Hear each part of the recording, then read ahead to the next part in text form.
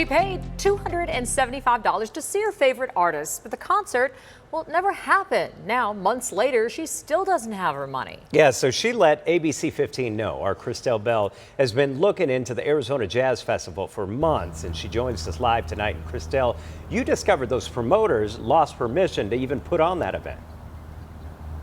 Yeah, Javi, I'll tell you why in a minute, because I'm here at Tumbleweed Park in Chandler. This is where that event was supposed to take place back in November. It's now January 2nd, and people tell me they're still fighting to get their refunds. The Arizona Jazz Festival, 3 days of R&B artists, Babyface, Kim, Stokely. I was very excited, to buy my ticket. Cookie Tolls bought her ticket last February, $275 for Sunday, March 23rd. I was really excited to see Stokely. Okay. Yeah, because he was with Mid Condition. But March came and went, no concert. They said the concert was going to be canceled and it was going to be moving until November.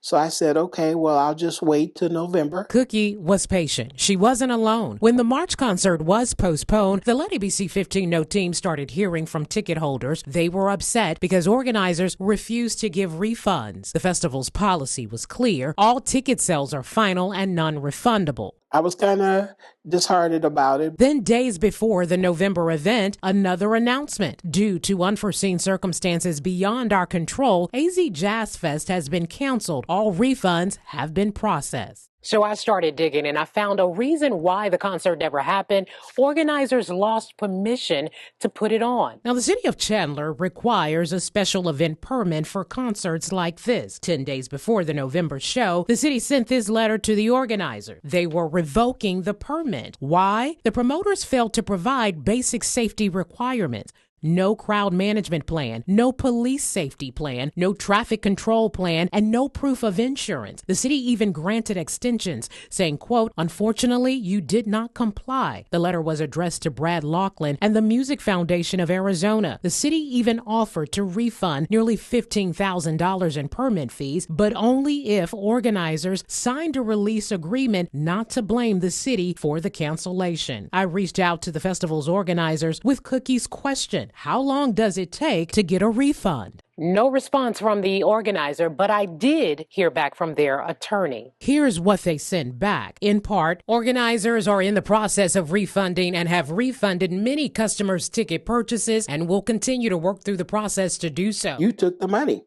Your venue took the money, so that means the venue should be liable. Cookie isn't the only one still waiting. We've heard from dozens of ticket holders who haven't gotten their money back, so we took their concerns to the Attorney General. I think it's absolutely something that we here at the Attorney General's office should look at in terms of, have they violated the Arizona Consumer Fraud Act? I want to add one more thing to that. If you paid with a credit card, I want you to call your credit card company to get a charge back. So, Christel, what should people do if the company says it's past the 90-day window? Yeah, this is one thing I got to tell you, Faye, that really makes me upset about this story, because I'm just upset because literally the organizers told ticket holders to go to their credit card companies and their banks to file and get their refunds back from them, even though they were past the 90-day, 120-day window to file that report. And here's the deal. You cannot file anything because federal law says that after that 90-day or 120-day window has been closed, you can't file a dispute. And so basically, these businesses and organizations are hiding behind these rules, and it's not fair. This is not a situation of unlucky timing. You did not do what you were supposed to do, and it's just bad consumer responsibility. And it's not right. And then being honest, it's not right, it's wrong. You paid for something, you should get it. You didn't get it, give me my money back, period. So this story is far from over. We're going to continue to look into this. We're going to follow up with the Attorney General to see what happens with that. Tonight, a small business owner in Surprise says his company was shut out of Google's platform and he couldn't get a clear explanation for why. More than a month or so, no one could find his business on Google Maps. Yeah, he said it was costing him thousands and he was afraid he was going to have to lay off employees. So he made one more call to let ABC 15 Know's team, and investigator Christel Bell was on the case. We've been in business over 30 years. Opening doors and building business. It's a small business that relies on Google for 30% of its leads. Google is a critical tool for any business, just as far as people being able to find you. Earning over 2,000 Google 5-star rating reviews. Our reviews are real customers with real experiences, sharing. People are looking at your reviews, reading your reviews. So it legitimizes business. That's why last month, owner Preston Healer was shocked to learn his business had landed in what he calls Google jail. We logged into our accounts and saw that we were restricted. No one could find Gecko garage doors on Google Maps. All of those 5-star reviews disappeared. Now, Google says there were violations on their account, and the company has been stuck in this process without any clarity on when or if the restrictions will be lifted. It felt like we were just wandering around with our eyes closed, just trying to find what it was that got us, locked up. Healer believes the suspension of his business account happened around the time Google rolled out a major AI update. One of our Google volunteers told us they were getting 25,000 inquiries a day about, verification status. And so it's just a mountain of people who need help. Nearly 40 days his account was locked up, hurting business. Healer decided to use an unexpected get-out-of-jail-free card. He emailed Let ABC 15 know. I got on the case asking Google for an explanation for the suspension. Less than 24 hours later, The Google reviews are really the lifeblood of any good business. Gecko Garage Doors was back on Google Maps and all of their reviews returned. Problem solved. Now, a Google spokesperson said, quote, the listing was incorrectly removed and we have since reinstated it. And Healer's grateful for all of the customers who helped bail him out when business was slow. So the first people to help us out was our customers we already had. I'm investigator Christel Bell. I want to hear your consumer problem. Let ABC 15 know. Thankfully, a Maricopa couple escaped a late-night house fire, but what happened next could happen to any homeowner. Fire investigators traced the cause to a water heater installation, yet the company's insurance is denying responsibility. That's when they reached out to Let ABC 15 know investigator Christel Bell.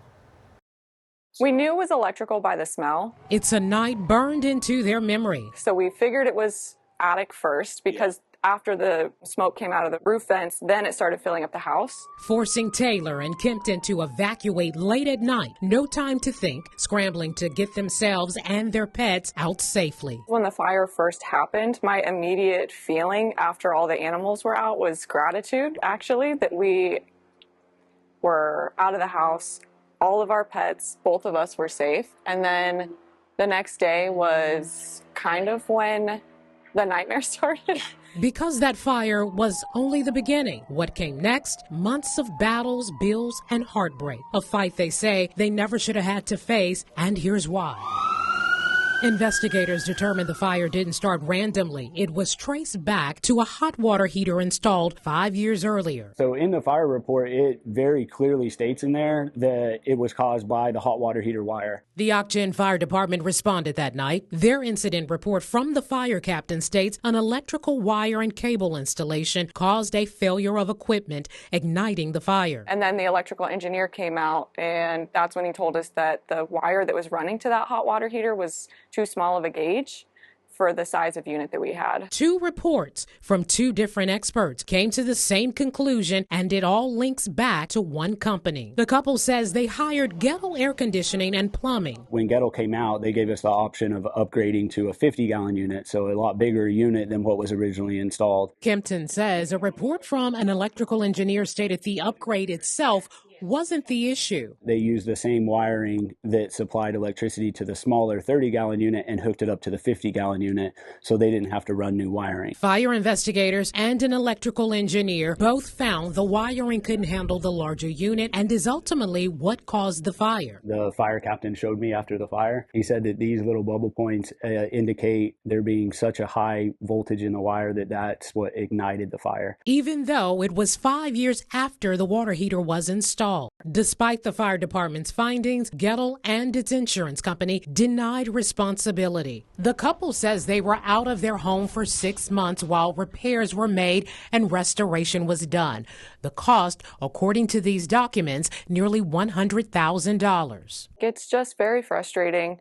You feel like you do everything you're supposed to do. You call the professionals and then something happens and it feels like they're not willing to take accountability. We reached out to Gettle for an on-camera interview. They declined, but sent this statement saying, quote, Gettle takes every customer's concern seriously and has cooperated fully with the homeowner's attorney and insurance representatives throughout this process. No service, no callback, but the couple continued to make their solar lease payments on time. It's frustrating in the fact that we're paying for a service that we're not getting. This has been going on for 1.5 years now. With one last hope. I feel like I have done everything I can do, and that's when I reached out to you. They reached out to let ABC 15 know. I sent an email to Sunstrong Management on behalf of the Jennings, saying in part, I am reaching out again regarding a serious and ongoing issue involving one of your customers who has been without a functioning solar system for nearly 2 years, despite continuing to make her monthly lease payments to Sunstrong. I also asked, how would you feel continuing to pay for something that doesn't work and also experience costly electric bills? These families are on fixed incomes and are struggling. Is just not right. And it seems Sunstrong agreed because the director of operations responded back saying in part, thank you for reaching out and for continuing to advocate for the customer. We agree that Ms. Jennings' experience has gone on far too long and Sunstrong leadership is now personally overseeing her case. Within 2 weeks, a service technician was scheduled, parts were ordered and delivered. And just this month, I received an email from the couple saying, we have solar. Sunstrong also gave them a good faith payment for over $1,500. Problem solved. Thank you for everything that you have done. Fighting for over 2 years with a property management company to pay for a broken fence. A Mesa woman reached out to them and didn't get any answers, so she let ABC 15 know. And then I got up and I looked out of my bedroom window and I said, what the hell? I mean, it was just completely gone. The fence was just over in their side of the yard. Murtis Todd says her wooden fence was knocked down by a storm back in 2023. This microburst that came through, it just pushed it over that way. She found someone to replace it with a block wall and says her neighbor agreed to pay half of the cost. And the young lady said, yeah, we can take care of it. But she was a renter in the home and moved out soon after. So Murtis reached out to the property management company to get them to pay for their half of the wall cost. Never heard anything. She says she sent emails, called the business, and even tried to talk to them in person. But she couldn't get a response from anyone. And that's when she emailed Let ABC 15 know. Well, I got a response back and I said, okay. I got somebody to work with me. And that's exactly what our Better Business Bureau volunteer Selma did. She got to work contacting the property management company. It took months of back and forth, but Selma never gave up. I mean, dig and dig until she gets everything. I love it. Murtis finally got a $2,000 check from the property management company to cover their half of the cost for the new block wall. I sent a text to Selma, got the money. We finally got it taken care of. And I was just amazed. Arizona doesn't have a statewide fence and boundary law. Murtis had a wooden partition fence which was built on the property line. And in this case, both property owners are equally responsible for repairs and replacements. So before you make any repairs, make sure you understand the regulations for fencing in your city. If you're both responsible for the cost of repairing or replacing something, get an estimate first so everyone understands how much they'll need to pay. And if a dispute happens, try to consult a legal expert so you know your rights and options. I'm glad that you guys were able to help me and Selma was able to help. I recommend you guys anytime. And if ever I go through anything like this again, Oh, you will be notified. Let ABC 15 know. All right.